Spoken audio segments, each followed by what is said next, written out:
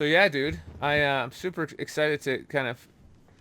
I just thought it would be amazing for us to have a talk based around, I guess two things which really are so important and fundamental to life: our belief systems and our addictions. And I've been going through a hell of a process breaking this food addiction, man. It's so it's so interesting and sometimes challenging and so empowering. Like because at first I had this ego about becoming a breatharian. I'm going to be so cool. I'm going to tell everyone, yeah, man, I don't even need to eat. I live off like I'm super cool. But now I've gone through such a transformation, and it's been since January 20th. So now it's been about 24 days. I haven't eaten any food, right? Just juices and uh, some teas and stuff. And it has completely transformed my relationship with my body completely, Hmm. completely. Like and it's also changed my relationship with food and made me appreciate food, and it's like it's just unbelievable. Like I'm so in tune with the body now, and my state Hmm. is so high. I don't want to put I feel so good all the time. I don't want to put anything in there that would lower my state. Nothing. Did Nothing. you notice one more thing that the ego that wanted to be special, to be a breatharian so you can tell everyone, that kind of like disappears when you get into this high vibrational state. Yeah. And this is what I promised you guys. This is Yeah. why some people have a very difficult time with the journey, and some people have a really easy time. Yeah. And when I left, I told you guys that. I told you the process is going to be the easy part. Now it's about integration. Yeah. Dude, it's so mind-blowing. Like I just feel like I'm like I have so much more love for my body. I feel so in tune with it, and I'm like giving it so much love, and I'm so grateful all the time. And I'm like, oh, you're so beautiful and amazing, and I love you, and just tell me what you want. I'll give you whatever you want. Like I'm just like in this relationship where I'm just always present, and like it's dude, it's fucking crazy. Like I would never do anything to hurt this body. Nothing. I couldn't do it. I'm And, just and out and of I that. have and I have to tell you, even in the process, you started losing some weight, and it really looks good on you. You're glowing like a pregnant woman. Everyone is saying that, dude. Everyone's saying that. Yesterday we were hanging around by the pool, and everyone just wanted to be around me, like all the time. It's like, dude, and I was just spiting out wisdom. I'm like my literally. I was, I've been working on myself for years, so I was at a pretty good frequency, but it just went like I'm Yeah. literally radiating it. Like people are like, man, what the You, fuck did you do? you know? and now you just have to hold on to it. Holding on to it sometimes is more difficult than getting there, because once we get there, it's sort of like a lucid dream. I don't know if you've ever experienced lucid Mm-hmm, dreaming, but mm-hmm. when you wake up inside a dream, it's about the holding on to it, not reacting emotionally, too high, too Right, right, low, right. making sure that everything's okay, and use the ego against yourself. Meaning, look at other breatharians. I'm telling you, I had 350, maybe even 400 students until now. 50% go back to eating just because of the brain fucks, Mm-hmm. the mental games. It's all about in the mind. But you guys have a community in Wilkabamba now, and you can support each other, which is amazing. And we have a meeting tomorrow evening, the first Zoom meeting for the whole 40 people. I assume probably 20, 25 at least will come. That will give us some empowerment and some remind us the motivation when you will see that everybody is going through whatever it is that you're going as well.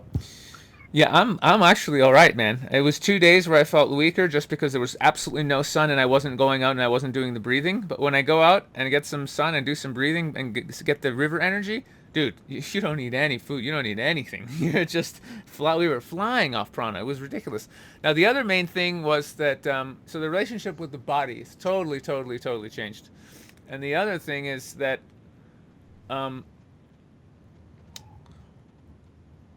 the relationship with food is completely different. Completely different. I just don't see it as something I need or something I need to live anymore. And I am able to really appreciate, like, even though I haven't had pizza or pasta or any of these things that I have cravings for sometimes, I think about it and I go, oh, that would be really amazing. I know that because I'm so enjoying, like, just drinking mango juice or drinking, papaya or all these things that we have, and tomato and celery gazpacho kind of soup juice that we make. I'm so enjoying it because I'm so clean. Like these things taste so fucking amazing, and my body only craves natural, clean food now. I only think of fantasy. I mainly just want fruits, and I'm thinking of salad and all of these really clean things. So now, um, even if I'm gonna have like a fucking pizza one day, and I just go fuck it, okay, fuck it, I'm just gonna have a pizza. I'm going to eat it with such love and such consciousness and being present in the moment. It's going to be completely, it's not going to be this unconscious, like, oh, like I used to eat just shoving because I was so hungry, just shoving food down to fill this fucking hole of emptiness. Now I'm going to be like, okay, today I'm going to have a slice of pizza. Oh my fucking god! And I'm just gonna enjoy it so much with so much love. I'll enjoy it, and then I'll be like, okay, that's it. And then I'll just do a dry fast for a day or two. Boom, back on it, no problem. So Perfect. I know that. So I'm at a point where I feel so comfortable with my reality. Like I know I could just go eat whatever, some fucking meal tomorrow, enjoy it, and then go right back on prana. No fucking, I have no doubts at I all. know, but still, please keep to the structure that I gave you guys. Yeah, It's yeah, really just a month and a half. I know we feel so better with ourselves and we know everything. Let the integration do its thing because it's a physical thing. It's not about yeah, just the consciousness. It's a physical thing. You need to disobey the programming for a while, just for a while, and then go eat your pizza, have your dry fast, do your reset, whatever. I know you're already there, Sasha, but it's our overconfidence yeah, that yeah. usually that's the problem. That's right. And I'm just because I trust your judgment, and I'm just like fuck it. I'm sticking to it. I've set a pizza date of April 1st. April 1st. Seriously, Perfect. I'm not gonna have solids till then. I'll probably start eating food like fruits and stuff at some point and whatever. But for now, I'm sticking to it. So very soon in the next few days, I'm gonna have my first smoothie. You know, What about exercise? Did you get your full physical strength back? I wouldn't say so, but I can exercise. But I found like yesterday, my body in the morning was like, nope, you don't have the energy, don't bother. After the Mhm. river, I was hanging out with friends. I felt amazing. I was naturally like, oh yeah, I'm gonna do some yoga now. I'm gonna do some push-ups. So I just started doing it. So again, it's because we have ups and downs in energy. It's very important just to be tuned in. If you're feeling weak, don't push yourself. It's not useful. And when you're feeling good, then do a little bit of exercise. So just about, and it doesn't take much. It's like we're just at this point where we're so sensitive. Even a little bit of exercise goes a long way. You can really feel it. Yeah, pretty much. Yeah. So, but yeah, Ramses is finally getting better. He was really struggling, man. He was super weak the whole time, and then he just stuck to it. Now finally he's getting okay, and his internal guidance now has told him that today he's going to whip up coconut juice and the flesh and make like a pudding, and with a little Uh-huh. cinnamon, and he's going to eat that but he's very tuned into his guidance. So his guidance is like you can eat that now. So he's doing that. Good. It will always be in waves. It will always be in waves. In the beginning, it takes a little bit more struggle or a little bit more games. Yeah, yeah. But it's all right. So so here's what I want to talk about. Yeah, so I just see like a huge similarity when I really understood what you're doing, and it dawned on me like a moment of clarity. Like, oh, he's actually breaking people's beliefs when it comes to survival. I mean, it's like one of the most fundamental beliefs. Like, you need food and water, or you're gonna die.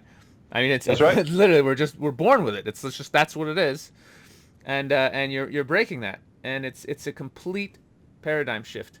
It's a complete paradigm shift, and I really see the even though it's only been 3 weeks, it's already completely changed me completely. Like I can't imagine where I'll be What in about 6 months. other people in the group? Do you feel that they've made this change like you did? Some of them, some people are still struggling. Quite a few people have eaten.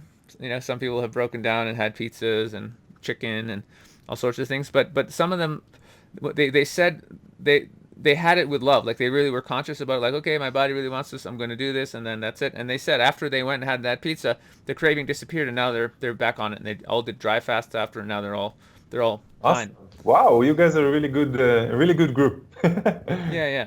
But but yeah, a lot of people have eaten. A lot of people, and I know a lot of people have eaten, probably didn't want to say because they don't want to. That's okay. There's no success and failure. There's a lot of experiment. Yeah, yeah.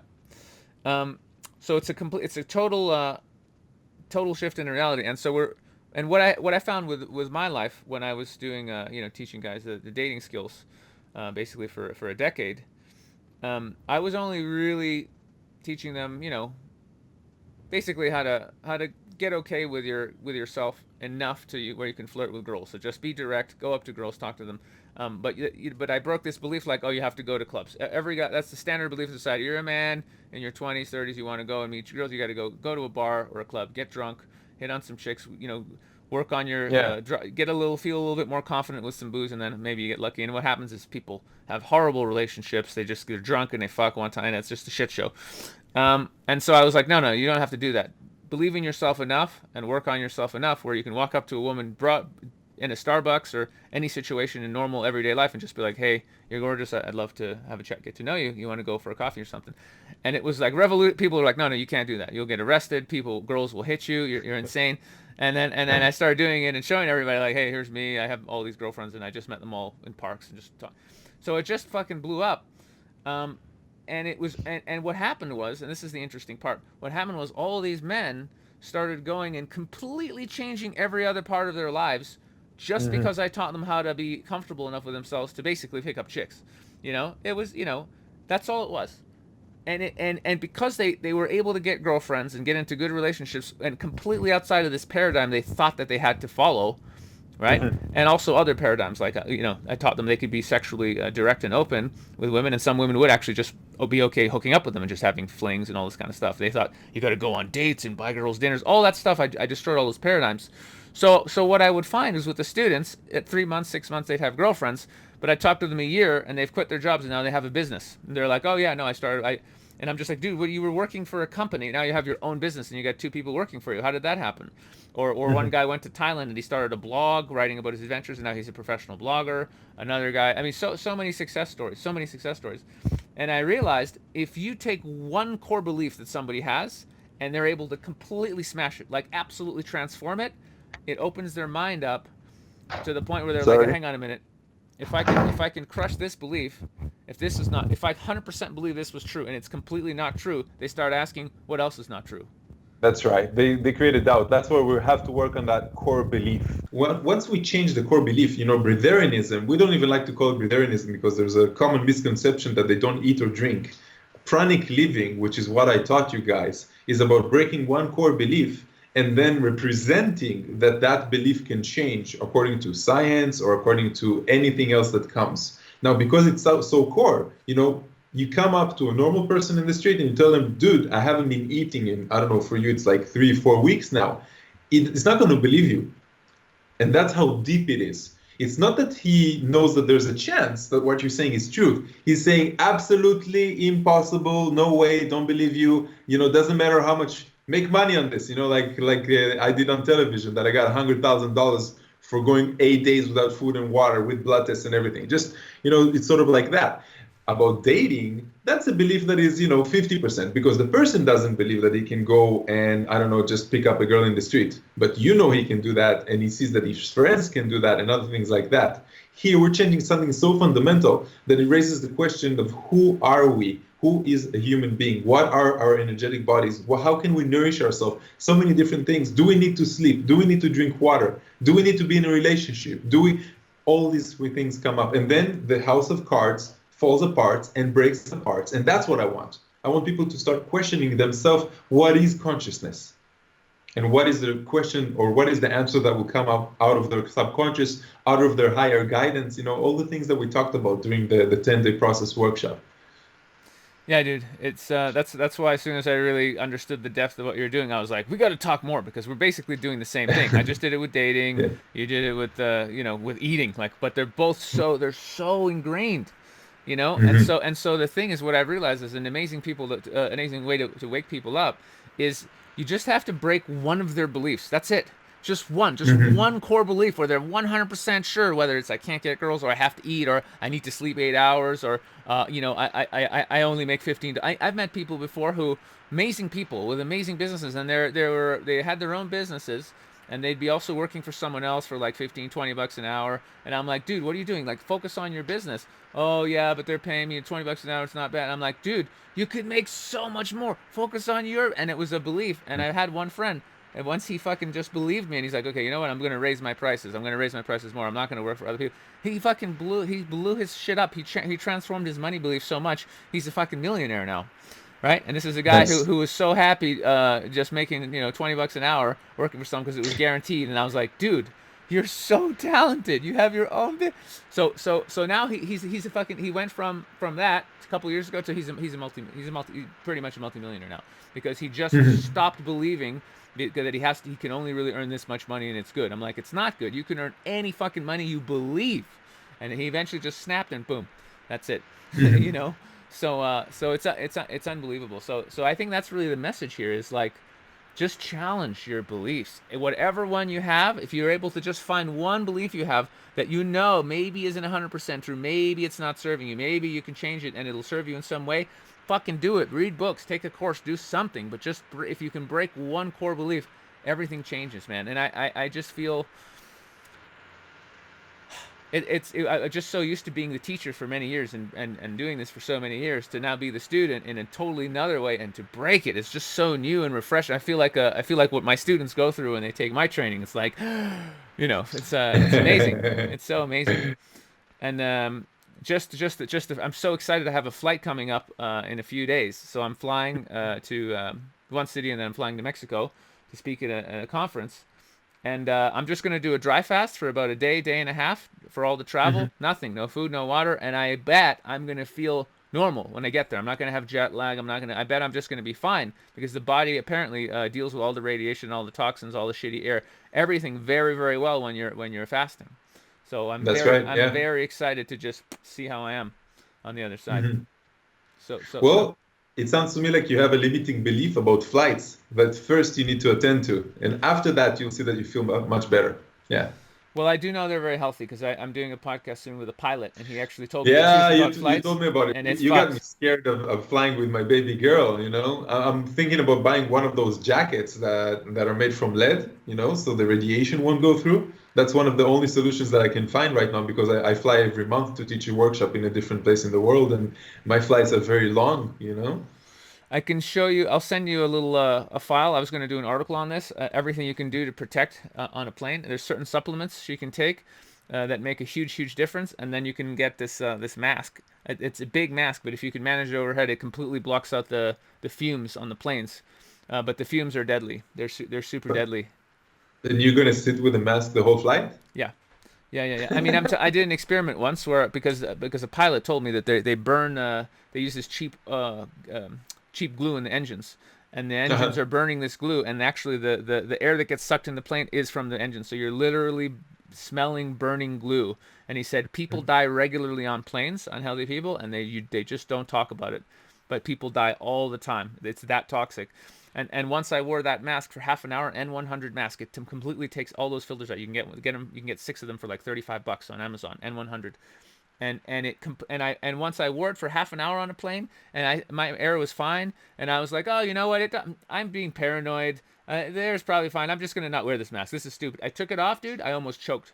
When I was from going from clean air to the plane air, I literally went, oh God! And I put it back on. Couldn't take it off the rest of the flight because without the mask, you get used to the air and you think it's okay, but it's not okay. It's toxic. It's toxic air. You're smelling fucking glue. So that was a nice off topic, but yeah, I'll send you the link for the masks and just slap it Sure. on your daughter's face. Fuck it. Um, so the other part of this conversation, I wanted to talk about addiction. Okay. I want to talk about addiction because again, it's hard to think we're addicted to food, but when you break it, you realize we are so fucking addicted to food. It was ruling my life all the time. All the time. Oh, I'm so hungry. I gotta get something to eat. Oh, I gotta go shopping.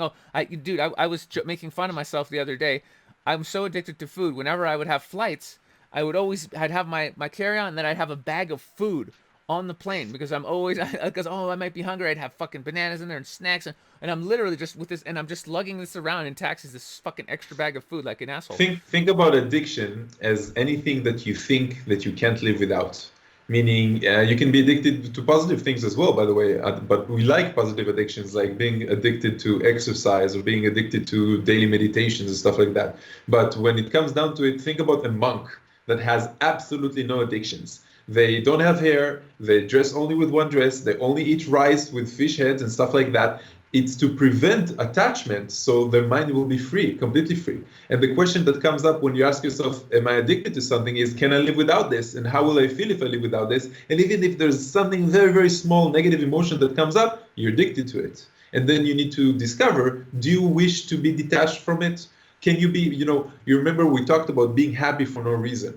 Happy for no reason is a life philosophy that you smile and you don't need a reason. And why do we live in that type of lifestyle? Because if there's a reason for us to be happy, that reason can be taken away from you. If you were a multi-millionaire and your money made you happy, maybe one day you'll be poor and then you won't have reason to be happy. If you were in love in a relationship and you are addicted to that relationship and that caused you to be happy, one day that can be taken away from you as well. So happy for no reason is a philosophy where we say, I don't need a reason to be happy, and then everything else becomes a bonus.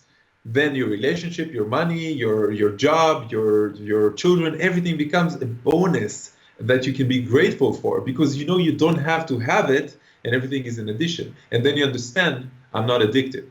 To explore that, you really should explore minimalism for a while. You know, see how you can be without anything.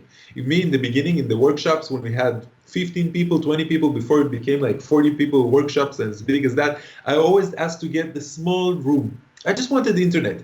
I'm talking about a room that used to be the closet of the cleaning lady in the place, you know, one bed, nothing at all. And that's what I wanted. I wanted to be human. I wanted to have nothing. I wanted to be simple, because simple is easy for me. I remember the best times of my life was when I was a soldier and I got paid $80 a month and I had almost nothing to eat. And I had a good time. I had an apartment with good friends and we had absolutely nothing.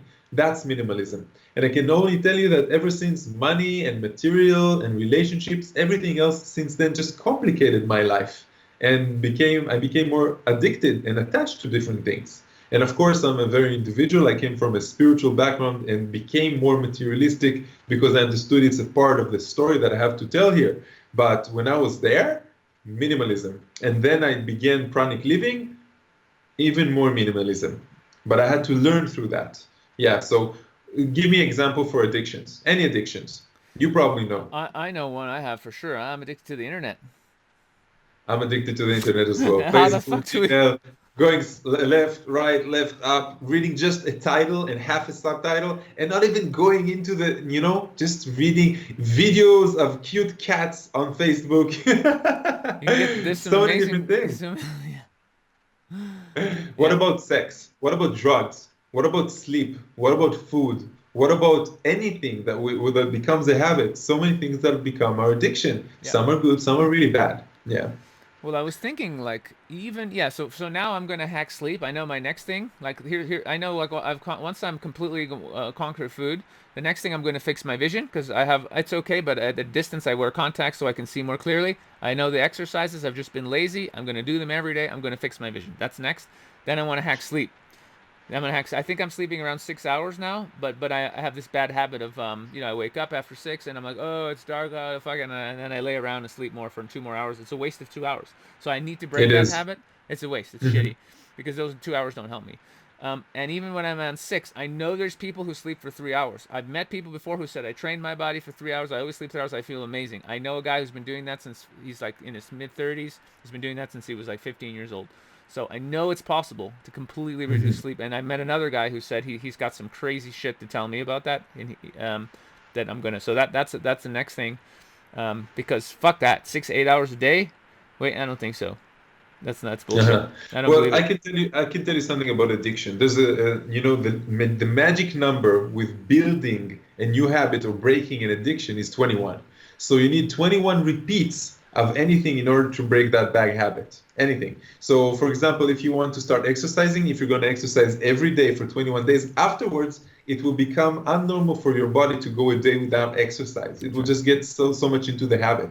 So, when we're talking about commitment, breaking a habit and addiction, a lot of people are very afraid of that because they think that it's a commitment for your whole life. Don't think about it as a commitment for your whole life. Think about the first 21 times you need to do it. If you're a smoker, think about the first 21 days. That's it. Focus on that. When you're done with that, it will get much easier. That's the hard part. Yeah. I'm just coming up on 21 days no food. Pretty good. Yeah. Pretty good. Um, so another thing is I was thinking about we there's another thing we're addicted to, and that's our limiting beliefs. Oh yeah. It's so hardcore, man. Just believe I can't get that job. Have my own business. I can't make that much money. I can't get that girlfriend. I can't stop eating meat. That's impossible. I can't like so many or even just I can't be loved. I'm unworthy of love. You know, Hmm. like there's some really deep stuff going on with people, and we really are addicted to this because it's like a defense mechanism, right? This feeling of, oh, people don't like me, or I addicted to. Some people just believe they're not lucky. Oh, I'm not lucky. Ah, shit. You know, they're hard on themselves, and it's a That's fucking right. Yeah. belief. It's a belief. You're believing you're not lucky, so of course you're not going to be But lucky.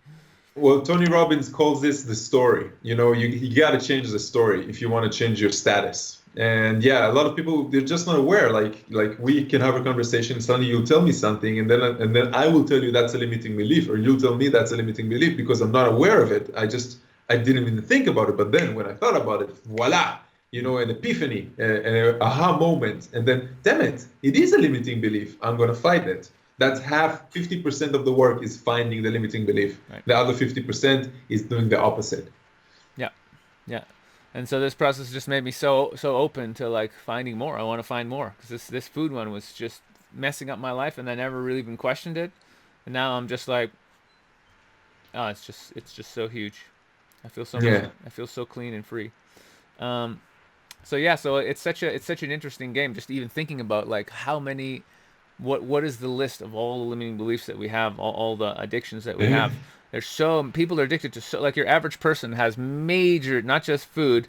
We're talking about shitty food, shitty relationships, reading the low frequency news, believing what the government tells them, downing yourselves, accepting a low pay, having a shitty boss, having a job you don't like. Like people are addicted to all of this shit. That's crap, and they're just like, oh well, How, that's life. how how about we start with something simple? You know, I'm 37 years old now, and when I pass 30, and I work in an IT job sometimes, and sometimes I work as a guide and stuff like that. And everybody after 30 in my IT job start losing their hair, and everybody gets this small belly. Like you guys will call it a beer belly, but we don't have a lot of alcohol here, so it's just a belly. And then when you ask them, you know, what happened, dude? You know, we're not that old.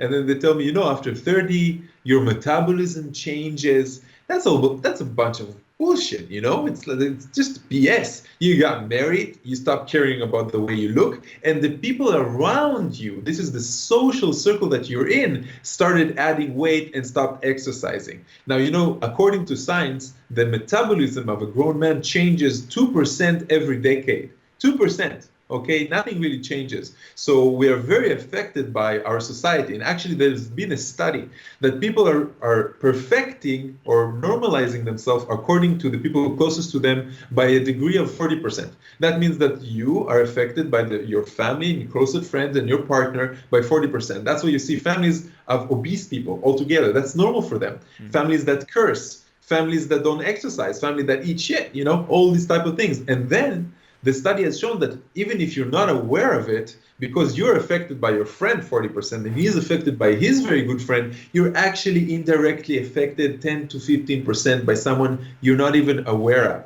Now, think about how it happens on a global scale. You're affected by the sex, you're affected by the age group that you're in, by television, by your partners, by the education that you got in school, by the country. My country, I live in Israel. This country is freaking racist. You know how hard it is to not be affected by the social programming that everybody endures here? And when you tell it to their face, they don't want to admit it because nobody wants to be called a racist. But when you tell them, look, guys, look at the Arab cities, they have a less budget from the government than the Jewish cities around here. Everybody's like, but that's normal. That's the way it should be. No, dude, that ain't normal. That's not the way it should be. And then they understand the programming that happened, but they don't want to fight it because that's normal. And if it's normal, I want to be normal. And that's the box we're living in, by the way.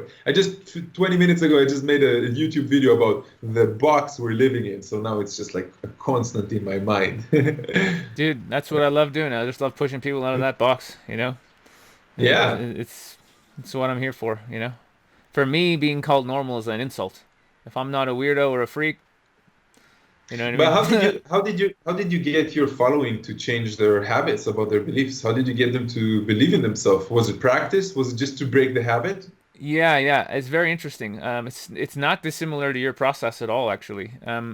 Well, they'd see the videos of me doing it, and they'd be like, okay, clearly this guy knows something. So then they'd sign up for the course. And the main reason guys wouldn't come up to girls and just ask for the phone number because they liked them, was they were afraid of rejection. And Hmm. they didn't really love themselves enough to be okay with rejection, to accept like some women will like you, some women won't. It's natural, it's okay. So they wouldn't. They would go get drunk in bars. So I'd take them on the course, and what I would have to do with all these guys, and this is something I did that no one else was really doing, and very few people do it now because it's so socially awkward. I would force people to put themselves in super awkward situations where they would be judged by everyone around them, Hmm. so that their ego would have no choice but to basically. It would be so much pressure, and their ego would be freaking out. They'd have to put it aside and just let it dissolve. Otherwise, they'll go fucking nuts. So I would make them do stuff like, walk into shops, get into a line to buy a banana, but then hold up the line for 5 minutes, being retarded and not being able to pay, and be looking for your budget. So everyone around behind you is like, "Dude, what are you fucking retarded?" Like in a Burger King, holding up the line, and just so everyone's like, "Dude, what the fuck? Hurry up!" And you're like, "Hang on, I can't find my just a set." Like just being fucking assholes, where everyone's like, "You're a dick," walking up to girls and hitting on them super badly, so you'd get brutally rejected on purpose. Walking up to girls and staring at their tits and being like, "Hey, you're really pretty. Do you want to be my girlfriend?" While staring at their tits, and girls would be like, "Oh, you're creepy," and fuck off. Like doing shit like that where they absolutely got torn the fuck that, like destroyed. Hmm. But after a while it became fun. They realized that after a while you have a breaking point where you snap and you go, I don't give a fuck. Hey, wait a sec, I'm still here. Nothing happened. Somebody doesn't like me, so I don't give a fuck. And it's such a release. Like you can see they come back changed. This happens within 2-3 hours on the first day. They come back and they're like, "Fuck it, I want to go talk to chicks. I don't give a shit." And I'm literally like, "There's a gorgeous girl over there," and they'll literally walk over there, jump in front of the girl, and be like, "You're fucking gorgeous. I want to meet you. What's your name?" And then they'll get the girl's number and come back and be like, "I got her fired," because they stopped giving a shit about judgment. So I was literally deprogramming people from social pressure. That was the biggest part of the course. Yeah, and there was some stuff about talking to Hmm. girls and connecting and dates and all that stuff. But the thing they were showing up for is to break this fear of what people think. That's what people are paying Hmm. me fortunes for, basically breaking that fear. And I was in my own reality so much and loved it so much and knew that if they just do these exercises, they would break free. And that's basically how I built a YouTube empire. And So you see, you had to break their addiction to themselves by doing something that is drastic and extreme. yeah, yeah, was their Yeah. addiction to being in this comfortable shell of like, oh yeah, everything's okay, I'm normal, people, nobody thinks I'm weird. I'm like, no, you need people to think you're a fucking asshole and weird, and you need to be okay with it and not give a fuck. And when you get to that point, you can talk to any girl anytime. And again, once they got to that point, you don't think they're gonna go and they're gonna apply for that job that they don't think they could get because they're not good enough. Yeah, they apply and they'd get it because their belief changed. They're just like, fuck it, I can get that job. Fuck it, I can't start that business. Fuck it, I am gonna move out of my parents' house. Fuck it, I am gonna move to Thailand and live there. People are start doing all this crazy shit because they just realized, fuck it, I can do whatever I want. There's no consequence. Nothing happens. Hmm. It was amazing. Yeah, yeah, amazing shit. All right, well, awesome. So yeah, that's pretty much the juicy stuff I wanted to You talk wanted about. to cover? Oh yeah, yeah. Oh, just an ad note.